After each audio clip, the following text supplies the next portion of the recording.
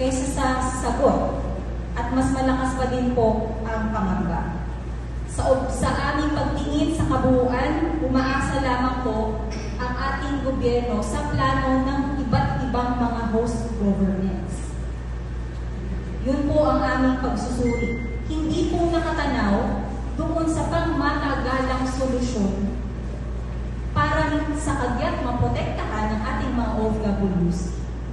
Pero maging handa sa posibilidad na libo-libo ang uuwi katulad ng nangyari sa panahon ng pandemya na lampas 1 milyon na mga OFWs ang umuwi sa loob ng 2 taon.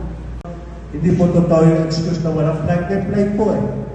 Kasi yung mga passenger ng mga cruise ship, pinauwi. Nakakakuha yung mga kumpanya ng mga unti-unti nila pinauwi. Bakit yung crew na iwan sa barko? Bakit yung crew na iwan stranded? Yan po yung problema. Kasi tubo at yung kawalan ng political will o aksyon ng gobyerno para maging proactive at pangunahan ang pag-repatriate at pagliligtas sa mga buhay ng mga land-based and sea-based OFW. Maraming salamat.